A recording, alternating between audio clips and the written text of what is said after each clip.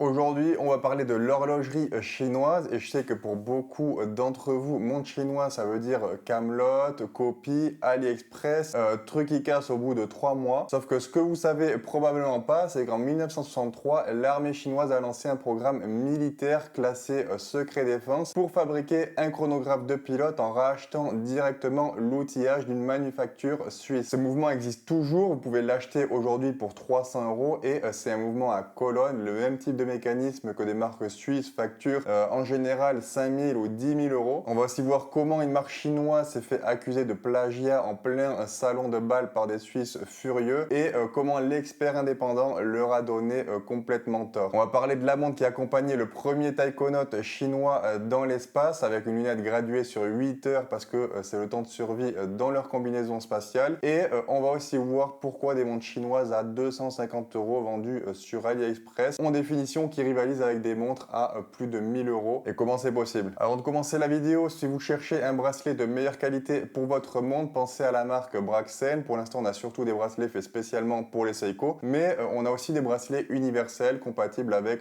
toutes les montres. Le lien est en description. Donc l'histoire de l'horlogerie chinoise, elle commence en 1955 à Tianjin, une ville à 30 minutes en train de Pékin. Donc cette année-là, le gouvernement chinois ordonne la création d'une usine horlogère avec seulement 4 artisans et leur mission c'est très simple, créer la première montre chinoise parce qu'à l'époque la Chine sait réparer les montres mais elle en fabrique aucune. Donc en mars 1955 ils réussissent enfin, la première montre s'appelle Wuqing, l'étoile à 5 branches et c'est la naissance de ce que va devenir Seagull, le plus grand fabricant de mouvements mécaniques au monde. Et si je vous dis Seagull, c'est pas pour rien parce que l'histoire qui suit est vraiment assez dingue. En 1963, l'armée de l'air chinoise a besoin d'un chronographe pour ses pilotes. C'est le projet 304, un programme qui est classé secret défense à l'époque. Et pour y arriver, Seagull achète l'outillage du calibre Vénus 175, un mouvement chronographe suisse que la manufacture Vénus voulait revendre pour financer d'autres projets. Donc en gros, la Chine a acheté le savoir-faire suisse directement à la source et en 1965, le chronographe est prêt. Il passe plus de 10 tests de certification pour l'aviation et 1400 exemplaires sont livrés aux pilotes de l'armée de l'air chinoise. Ce mouvement, il s'appelle aujourd'hui le ST-19 et c'est devenu un culte classique dans le monde entier. On le retrouve partout, chez des micro-marques européennes, chez des marques américaines et évidemment dans la Seagull 1963 que vous pouvez acheter pour environ 400 € aujourd'hui. C'est un chronographe mécanique avec remontage manuel, c'est un mouvement à colonne pour 400 €. Pour mettre ça en perspective, un chronographe suisse avec mouvement à colonne, c'est plutôt dans les 3000, voire plutôt 5 ou 10 000 chez la plupart des marques. Et Seagull, pour le coup, c'est l'arbre qui cache la forêt. En Chine, il y a plusieurs manufactures sérieuses. Je dis bien manufactures, pas des assembleurs, des vrais fabricants de mouvements in-house. Donc il y a Seagull qui est basé à Tianjin, c'est le plus gros. Ils produisent environ 3 millions de mouvements mécaniques par an. En 2005, ils ont développé leur premier tourbillon. En 2006, leur première répétition minute. Et aujourd'hui, Seagull propose même un tourbillon volant automatique ultra plat de 4,3 mm d'épaisseur avec un spiral en silicium. On a des côtes de Genève, du chanfreinage à la main, le tout pour quelques milliers d'euros alors que l'équivalent suisse coûterait au moins 6 chiffres. Et en 2007, Seagull sort carrément son premier double tourbillon. Et là, il faut comprendre ce que ça veut dire. Le double tourbillon, c'est une des complications les plus difficiles à maîtriser en horlogerie. Et enfin, c'est le genre de truc que seules 2 ou 3 manufactures suisses au monde savent faire. Donc quand une marque chinoise débarque avec un double tourbillon, forcément ça fait du bruit. Imaginez la scène en 2008 au salon horloger le plus prestigieux du monde. Les Suisses sont en costume, c'est leur territoire, leur showroom. Et sur un stand, Seagull expose tranquillement son double tourbillon. Évidemment, ça hurle dans les couloirs, il y a des accusations de plagiat, des menaces de poursuite. Sauf que quand un expert indépendant examine le mouvement en détail, le verdict est sans appel. L'architecture est totalement différente, la construction est vraiment originale faite par les Chinois. Il n'y a rien à redire là-dessus. Du coup, les Suisses y repartent les mains vides et Seagull continue de vendre son double tourbillon pour quelques milliers d'euros, soit 100 fois moins cher que l'équivalent suisse. Et ils se sont pas arrêtés là. En 2012, donc Seagull sort un tourbillon à 3 axes, une complication que littéralement personne ou presque au monde ne sait faire. À ce stade-là, c'est plus de la copie, c'est vraiment de l'innovation pure. Ensuite, on a une autre manufacture, donc Beijing Watch Factory, qui est fondée en 1960 1958, c'est peut-être la manufacture la plus pure de Chine. Ils n'ont jamais fabriqué un seul mouvement quartz. Tout est mécanique, tout est fait en interne, du tourbillon jusqu'à la gravure en relief. Et la troisième manufacture, c'est Fita, c'est le fournisseur officiel des montres pour le programme spatial chinois depuis 2003. Et en 2008, quand le taïkonaute Jai Jigang a effectué la première sortie dans l'espace pour la Chine, il avait une Fita au poignet, c'est un chronographe en titane de 54 mm, spécialement développé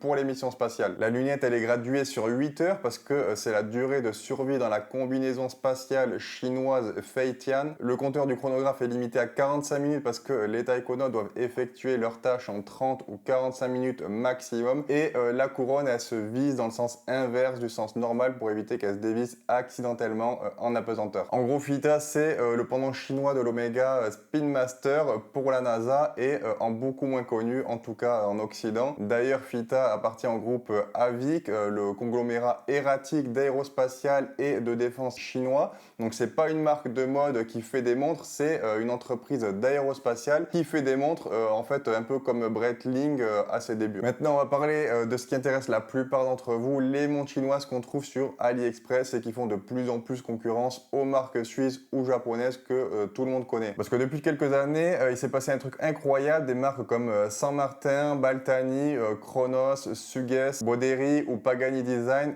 proposent des montres avec verre saphir, mouvement automatique, boîtier en acier pour des prix entre 30 et 300 euros. Et certaines d'entre elles ont une finition qui rivalise avec des montres vendues 5 à 10 fois plus cher. Saint Martin, par exemple, c'est devenu la référence sur les forums horlogers. Les retours sont unanimes, la qualité des finitions, les biseaux, le brossage, c'est au niveau des micro-marques occidentales qui facturent 800 à 1000 euros. Et ils commencent même à faire des designs originaux, ils se contentent plus de copier et elles commencent à sortir du ghetto AliExpress entre guillemets pour devenir des vraies marques respectées aujourd'hui par tout le monde. Et maintenant on va voir pourquoi elles peuvent proposer ces montres à ces prix-là, parce qu'en fait en Chine tous les fabricants de composants sont concentrés dans les mêmes villes, principalement Shenzhen et Guangzhou. Les fournisseurs de boîtiers, de cadrans, d'aiguilles, de bracelets sont souvent même dans la même rue. La logistique est compressée au maximum, il n'y a pas de frais de douane entre les fournisseurs, pas de stockage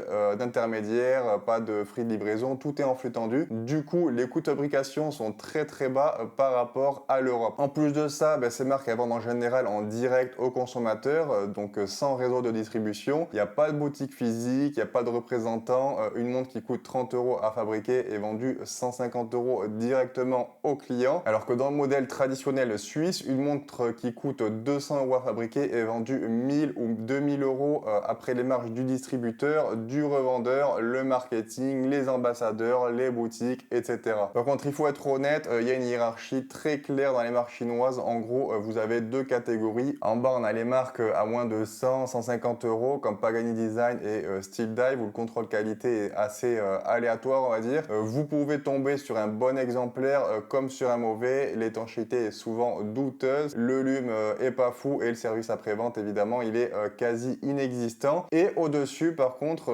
entre 150 et 400 euros, on va dire, vous avez Saint Martin, Baltani, Chronos, Suges. Et là, on est dans une autre dimension en termes de finition et de fiabilité. Ça se rapproche vraiment de ce qu'on a chez des marques comme Tissot ou Seiko, voire mieux sur certains aspects. Et là, je parle à prix égal, évidemment. Faut aussi qu'on parle d'un sujet important quand on parle de marques chinoises. Il faut parler des copies parce que la majorité des montres chinoises accessibles sont des hommages et soyons honnêtes, certaines sont des copies quasi parfaites de Rolex, Omega, Tudor et compagnie. Le cadran, les index, les aiguilles, la forme du boîtier, parfois on a que le logo qui change finalement. Mais c'est un vrai problème à deux niveaux, puisque premièrement ça freine la reconnaissance de l'horlogerie chinoise. Tant que les marques chinoises copient les designs occidentaux, elles seront jamais prises au sérieux par les passionnés. Et deuxièmement, ça pose la question de la propriété intellectuelle. On est dans une zone grise légale parce que techniquement la plupart de ces marques ne mettent pas le logo Rolex sur le cadran par exemple. Elles changent suffisamment de détails pour ne pas être considérées comme des contrefaçons au sens strict. Par contre, et c'est là que ça devient intéressant, on voit de plus en plus de marques chinoises qui développent leur propre design comme Atelier Wen. C'est une marque sino-française qui propose des montres avec des cadrans inspirés de la porcelaine chinoise et de l'artisanat traditionnel. Les finitions sont exceptionnelles et le design est 100% original. C'est la preuve que quand la Chine décide de créer plutôt que de copier, ben, le résultat peut être magnifique. Et en 2025, une marque chinoise appelée Pham Al Hout, je ne sais pas si je le prononce bien, a présenté un tourbillon biaxial dans un boîtier ultra compact qui impressionnait toute la presse horlogère internationale. C'était considéré comme une des créations les plus originales en haute horlogerie, donc on est très loin du cliché de la camelote des montres chinoises. Faut aussi qu'on parle chiffres, parce que le truc que personne ne mentionne jamais,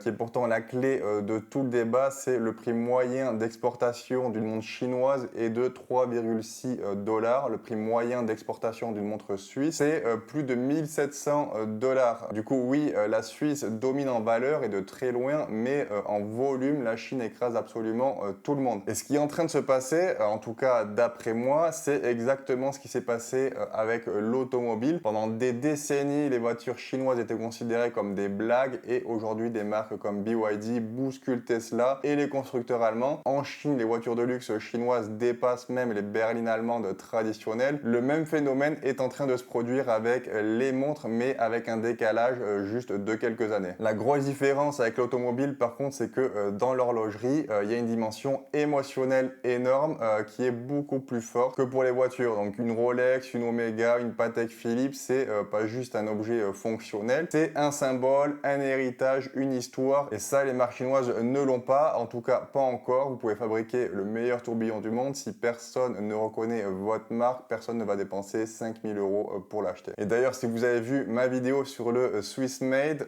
vous savez déjà que beaucoup de composants des montres suisses viennent de Chine. Des fois, même tous les composants de la montre. Et je parle même pas des marques obscures, hein, je parle des marques que tout le monde connaît, qui affichent fièrement Swiss Made sur leur cadran, alors que tout peut légalement venir de Chine. Et le pire, c'est que ces composants chinois sont souvent fabriqués dans les mêmes usines à Shenzhen ou Guangzhou, qui fournissent aussi les marques chinoises directes, type Saint-Martin ou Baltani. Même machine, même ouvrier, même chaîne de production. Certains parlent même de Swiss Made in China pour décrire des montres dont quasiment tous les composants physiques viennent de Chine avant d'être assemblés et contrôlés en Suisse. Juste le temps d'obtenir le précieux label Swiss Made. Alors forcément, quand vous apprenez ça, la différence de prix entre une montre Swiss Made à 1500 € et une Saint-Martin à 250 € qui utilisent les mêmes fournisseurs chinoises pour les composants, ça peut faire réfléchir. Donc est-ce que l'horlogerie chinoise va remplacer la Suisse? À mon avis, c'est pas vraiment la question qu'il faut se poser en fait. La Chine ne va pas remplacer la Suisse, elle va rendre l'horlogerie suisse moyenne obsolète. Les marques suisses qui se contentent de vendre un mouvement état dans un boîtier basique avec le label Swiss Made pour justifier un prix de 1500 à 2000 €, celles-là, je pense qu'elles vont avoir un vrai problème parce que Saint-Martin ou Baltani et compagnie, elles offrent objectivement la même chose, parfois mieux, pour 5 à 10 fois moins cher. Par contre, le haut de gamme suisse, la vraie haute horlogerie, les marques avec une histoire, un savoir-faire unique, ça la Chine elle peut pas le reproduire du jour au lendemain. L'horlogerie c'est pas que de la technique, c'est du temps, de l'histoire, de l'émotion et ça se fabrique pas en quelques années. Mais ce qui est certain, c'est qu'on est au début de quelque chose. Une manufacture comme Seagull existe depuis 70 ans maintenant. Ils ont les machines, le savoir-faire, les ingénieurs, ils font des tourbillons, des répétitions minutes, des rattrapantes, tout ça en interne. Donc le jour où une marque chinoise arrivera à combiner cette compétence technique avec un vrai storytelling, un vrai design original et une distribution intelligente, parce que c'est aussi ce qui leur manque, et ben dans ce cas-là, les Suisses auront du souci à se faire. Et ce jour-là va arriver d'après moi, mais quand ça c'est difficile à dire. On peut faire le parallèle avec le Japon d'ailleurs. Dans les années 60-70, les montres japonaises étaient méprisées par l'industrie suisse et puis Seiko a gagné un concours de chronométrie à Neuchâtel et les Suisses ont purement et simplement annulé le concours l'année suivante parce qu'ils supportaient pas qu'un japonais puisse les battre. Aujourd'hui, Grand Seiko est considéré par beaucoup de passionnés comme l'une des meilleures marques du monde. Donc peut-être que la Chine en fait est tout simplement au début du même chemin. Pour moi, l'erreur c'est de voir l'horlogerie chinoise comme un bloc